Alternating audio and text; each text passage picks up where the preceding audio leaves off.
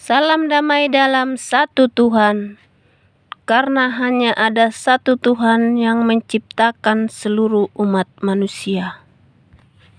Marilah kita simak cuplikan videonya dan kita renungkan agar kita bisa memahami kebenaran dari video ini. Ikuti terus hingga sampai selesai, agar sahabat mendapatkan berkat dari Allah. Amin.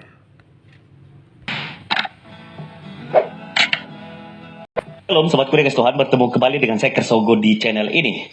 Bagaimana kabar kita semuanya? Semoga saudara-saudara sekalian, kita semua yang sedang menyaksikan video ini tetap sehat-sehat saja ya. Amin.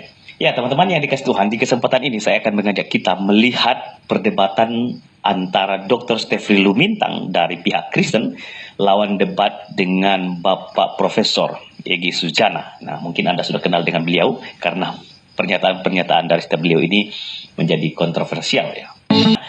Bapak Dr. Stefri Lumintang ini adalah seorang dosen yang sangat hebat menurut saya, dan dia punya gelar sampai S3-nya itu ada beberapa gitu, ada 3 sampai 4 begitu. Dan dia adalah seorang dosen yang sangat hebat dalam mengajar. Dan Anda tidak akan mungkin menyesal ketika mendengarkan penjelasan keilahian Yesus Kristus di dalam presaposisi daripada Dr. Stefri Lumintang. Nah teman-teman, Anda mungkin sudah kenal beliau ya. Saya punya buku beberapa. Ini adalah buku tulisan yang ditulis dengan sangat bagus. Ini Teologi Reformasi ya, Gereja abad ke-21. Gereja menjadi serupa dengan dunia. Ini tulisan daripada Dr. Stefri Lumintang. Dan juga ini saya mengawali dengan presaposisi bahwa kealahan Yesus itu tidak bergantung pada pengakuan orang. Orang Kristen mengaku dia Allah atau tidak mengakui dia sebagai Allah, dia tetap Allah. Ini yang presaposisi yang mendasar. Sekali lagi, kealahan Yesus itu bukan karena ada pengakuan manusia. Maka kalau toh dia tidak diakui sebagai Allah, bukan berarti dia bukan Allah. Dalam arah itu, saya ingin mempertajam mengenai presaposisi ini, bahwa kalau tidak ada misteri dalam kaitannya dengan Allah, maka dia bukan Allah.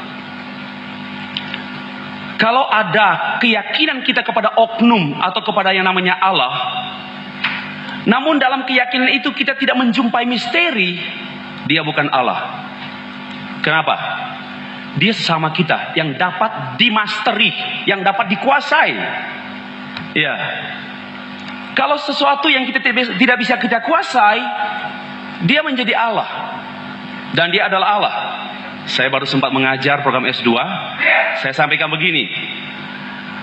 Kita bersyukur oleh karena Allah menciptakan manusia menjadi Allah. Yaitu menjadi Allah bagi ciptaan yang lain.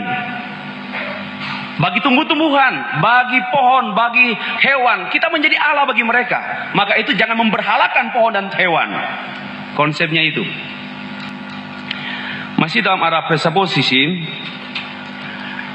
kami mempunyai keyakinan bahwa Allah pada satu sisi adalah misteri, namun pada sisi lain adalah Allah yang menyatakan diri. Itu yang kami ambil dari salah satu kitab Ulangan pasal 29 ayat 9, bahwa hal-hal yang dinyatakan itu bagi manusia, tetapi hal-hal yang tidak dinyatakan itu bagi Allah. Jadi wilayah kerja kita, wilayah studi kita, wilayah dialog kita hanya berkenaan dengan sejauh Allah menyatakan diri. Kalau Allah hanya sejauh Alkitab, saya tidak akan jadi orang Kristen. Sekali lagi, kalau Allah hanya sejauh Alkitab, saya tidak akan mau jadi orang Kristen. Karena Alkitab dapat dikuasai oleh manusia, berarti Allah bisa dikuasai oleh manusia. Sorry, saya bukan emosi, tetapi ini karakter saya. Orang Manado. Saya biasa main sinetron di pohon-pohon. Nah. Jadi seperti itu. Maka sekali lagi, wilayah kita itu pada wilayah yang dinyatakan. Yang dinyatakan. Implikasinya, tidak ada bukti yang memadai. Tidak ada bukti yang memadai untuk menjelaskan kealahan Yesus. Dan saya pun menjadi percaya kepada pribadi Yesus bukan karena ada bukti. Karena kekristenan tidak bergantung pada bukti. Sekalipun dalam forum ilmiah ini memang telah diletakkan dasar bagaimana kita memaparkan konsep pemahaman kita yang sifatnya logik dan bersifat juga eksperimen, yang dapat dialami, dibuktikan empiris. Namun sekali lagi, saya pikir juga saudara-saudara saya agama Islam tidak mungkin menguasai Allahnya sejauh pikirannya. Sekalipun Al-Quran, hadis dan kitab-kitab lain itu teman-teman Bapak Ibu kuasai, tapi bukan berarti sudah mampu menguasai Allah. Oleh karena itu pada waktu kita membicarakan tentang Allah dengan rasa hormat kepada Allah kita. Mengapa? Yang limited ini membahas yang unlimited. It's impossible. Tidak mungkin. Nah, saya lompat lagi. Oleh karena itu sekali lagi, tidak ada bukti yang memadai kalau mungkin pada forum ini Bapak Ibu menuntut bukti kealahan Yesus. Namun sekali lagi, sejauh yang Allah nyatakan, presuposisi yang kedua menegaskan mengenai kedaulatan Allah, bahwa Allah itu mandiri, Allah itu tidak dapat dijinakkan, apalagi dirayu. Allah itu tidak dapat dipengaruhi dan dijinakkan oleh muka yang memelas. Allah tidak langsung bereaksi emosional terhadap orang yang menangis di depan dia. Please have mercy on me. Minta belas kasihan. Allah tidak akan dipengaruhi karena dia Allah. Tapi bagi saya hal yang saya sulit pikirkan, manusia jadi Allah. Itu yang saya tidak bisa terima dengan akal. Tetapi yang logis, Allah yang jadi manusia, itu logis. Allah jadi manusia, itu mengungkapkan kealahannya. Dan tidak ada manusia yang jadi Allah, kecuali dukun. Demikianlah cuplikan videonya sahabat. Memang manusia itu tidak ada yang sempurna. Meskipun telah banyak orang mengakui dia hebat secara duniawi, namun di mata Tuhan, manusia tidak ada yang lebih hebat dari Tuhan. Dan manusia adalah makhluk yang tidak sempurna. Jadi untuk itu kita akan lengkapi dari statement beliau bahwa tidak ada bukti yang bisa membuktikan Yesus sebagai Allah secara memadai untuk menjelaskan kealahan Yesus. Tapi melalui Kisah Para Rasul 10 ayat 36 ini adalah suatu bukti yang cukup memadai untuk menjelaskan kealahan Yesus. Marilah kita baca di dalam Kisah Para Rasul 10 ayat 36. Di sini hanya saya bikin singkatannya aja untuk mempersingkat waktu. Bisa nanti sampean selidiki selengkapnya ya di dalam Kisah Para Rasul 10 ayat 36. Yesus adalah Tuhan dari semua orang. Kemudian dalam kitab Wahyu yang ditulis oleh Yohanes murid Yesus, yaitu Wahyu 1 ayat 17 dan 18. Nanti selengkapnya sahabat bisa baca dalam Alkitab ya. Yesus berkata, "Aku adalah yang awal dan yang akhir dan yang hidup. Aku telah mati, namun lihatlah, aku hidup sampai selama-lamanya.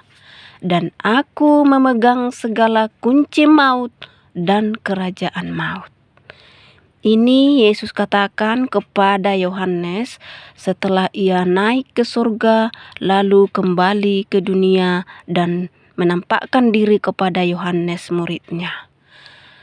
Jadi di sini mengatakan aku telah mati, berarti kan yang telah mati adalah Yesus. Kalau Allah yang belum pernah mati, yang Allah yang dikenal semua orang, berarti kan tidak ketahuan kalau dia mati. Tapi kalau yang mati, yang diimani orang Kristen adalah Yesus. yang membawakan nama Allah dan menyatakan wajah Allah ke dunia. Dari sini jelas dan sangat jelas bahwa Yesus itu adalah Allah yang dikenal semua orang melalui roh, tetapi telah dibentuk menjadi manusia, yaitu dalam tubuh Yesus. Lalu kemudian kita bisa baca di dalam kitab Yohanes 10 ayat 30 dan Yohanes 8 ayat 24. Dan ini adalah suatu teguran yang sangat keras bagi orang yang tidak percaya bahwa Yesus adalah Allah. Mari kita baca, nanti selengkapnya sahabat bisa baca dalam Alkitab. Aku dan Bapa adalah satu. Jikalau kamu tidak percaya bahwa akulah Dia, kamu akan mati dalam dosamu. Jadi, kalau sampai kita tidak percaya bahwa Yesus adalah Allah semua orang, Allah yang adalah sumber dari semua yang ada, Allah yang menciptakan kita, maka kita akan mati dalam dosa kita. Karena kenapa? Karena Juru selamat hanya ada satu, yaitu Allah itu sendiri. Dan itu adalah Yesus yang telah menyatakan dirinya kepada makhluk ciptaannya. Dan bila kita tidak bisa percaya kepadanya, bila kita tidak bisa mengenal Dia, berarti kita telah jauh tersesat dari Dia dan kita tidak akan terselamatkan dan akan mati dalam dosa kita, yang artinya mati dalam neraka yang kekal. Lalu kemudian kita lanjutkan. Kita bisa lihat dalam Yohanes 14 ayatnya yang ke-7. Yesus berkata, "Sekiranya kamu mengenal Aku, pasti kamu juga mengenal Bapa-Ku." Bapa yang dimaksud di sini adalah Allah, yaitu sumber dari semua yang ada. Sekarang ini kamu mengenal Dia dan kamu telah melihat Dia. Di sini Yesus berkata bahwa sekiranya kita mengenal Dia, berarti kita sudah mengenal Allah yang sumber dari semua yang ada. Itu artinya Dia adalah Allah yang sumber dari semua yang ada. Sebab jika kita mengatakan bahwa kita melihat Allah, padahal kita bukan Allah, berarti kan kita pendusta. Dan itu tidak benar. Tapi Yesus itu adalah kebenaran, dan semua yang dikatakannya adalah kebenaran. Jika Dia mengatakan bahwa melihat Dia berarti melihat Allah, itu karena Dia adalah Allah itu sendiri. Karena Dia adalah firman dan roh Allah. Firman itu artinya kata-kata ataupun kalimat. Jadi Dia adalah suara, kalimat atau kata-kata Allah dan roh Allah, dan tidak dapat terpisah dari Allah. Sama seperti manusia, roh kita dan perkataan kita atau kata-kata dan kalimat kita adalah kita sendiri. Jadi sangat mudah dipahami ya sahabat. Kemudian kita lihat lagi dalam ayatnya yang ke-9. Dia menjawab Filipus, "Barang siapa telah melihat Aku, ia telah melihat Bapa. Bagaimana engkau berkata, tunjukkanlah Bapa itu kepada kami?" Nah, itu tadi sama dengan penjelasannya di ayat ke-7. Melihat Dia berarti melihat Allah, karena Dia adalah Allah. Lalu di ayatnya yang ke-10, Yesus berkata, "Tidak percayakah engkau bahwa Aku di dalam Bapa dan Bapa di dalam Aku? Apa yang Aku katakan kepadamu tidak Aku katakan dari diriku sendiri, tetapi Bapa yang diam di dalam Aku, Dialah yang melakukan pekerjaannya." Lalu di ayat yang ke-11, "Percayalah kepadaku bahwa Aku di dalam Bapa dan Bapa di dalam Aku. Atau setidak-tidaknya percayalah karena pekerjaan-pekerjaan itu sendiri."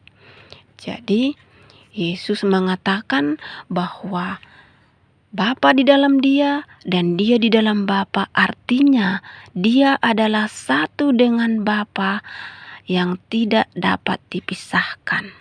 Jadi Allah yang orang tahu, orang percayai, orang sembah, namun wajahnya mereka tidak kenal, itu adalah Yesus yang menyatakan wajahnya kepada dunia supaya kita bisa mengenalnya melalui tubuh Yesus. Itulah yang diimani orang Kristen, bahwa Allah telah menjelma jadi manusia. Jadi sahabat, apabila kita sudah mengenal Allah melalui hati kita, pasti kita akan mengenal Yesus. Karena Yesus adalah Allah itu sendiri. Tidak ada orang yang mengenal Allah tetapi tidak mengenal Yesus. Setiap orang yang mengenal Allah, pasti dia mengenal Yesus, bahwa Yesus adalah Allah. Karena Allah dan Yesus itu adalah satu, tidak dapat dipisahkan. Jadi perkataan-perkataan yang dikatakan oleh Yesus sewaktu dia di dunia bukanlah dari dirinya sendiri sebagai manusia, tetapi adalah dari Allah yang roh yang diam di dalam tubuh Yesus. Jadi buat sahabat yang belum mengenal Allah secara roh melalui hati, tidak akan mungkin bisa mengenal Yesus dan tidak akan mungkin bisa percaya bahwa Yesus adalah Allah. Karena hanya yang mengenal Allah yang roh saja yang bisa memahami bahwa Yesus adalah Allah itu sendiri. Jadi cukup sampai di sini dulu ya sahabat. Untuk lebih mengenal Yesus lebih dalam lagi, silahkan sahabat mengikuti video-video kami, info-info kami yang ada di dalam channel Damai Dalam Kasih Allah Seluruh Dunia. Maka sahabat akan mengenal lebih dalam siapa Yesus yang sebenarnya. Semoga sahabat bisa mengimani bahwa Yesus adalah Allah yang menjelma jadi manusia agar sahabat bisa selamat. Karena hanya ada satu juru selamat, yaitu Allah itu sendiri, dan yang telah menjelma jadi manusia agar bisa menyelamatkan kita, menggantikan kita untuk tergantung di kayu salib sebagai hukuman atas dosa-dosa kita. Karena upah dosa adalah maut. Jadi kita yang telah berada di dalam dosa, yang seharusnya harus dihukum dengan maut, tetapi karena kasih Allah kepada kita, Dia menggantikan kita untuk menanggung hukuman itu.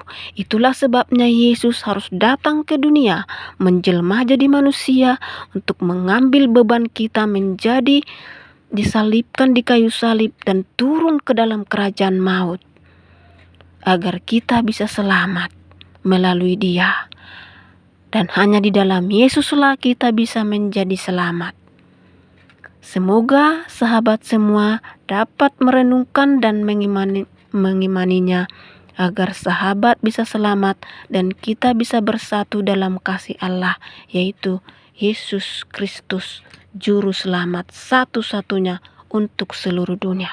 Tuhan Yesus memberkati. Amin. Dan buat sahabat saya yang terkasih, dosen dan pengajar yang sudah diakui orang hebat, mohon maaf, saya tidak ingin mau berdebat dengan sahabat. Saya hanya ingin saling melengkapi karena kita adalah satu dalam tubuh Kristus, agar supaya pemahaman banyak orang terhadap Kristus tidak menjadi salah. Jadi kita harus saling melengkapi karena kita adalah satu tubuh. Semoga sahabat juga dapat memahami dan mendalami bahwa sesungguhnya dalam Alkitab Yesus itu benar-benar jelas dan sangat jelas keallahannya dijelaskan bagi semua orang yang sungguh-sungguh mencari wajah Allah dan rindu untuk mengenal Allah lebih dalam. Terima kasih. Semoga menjadi berkat buat kita semua.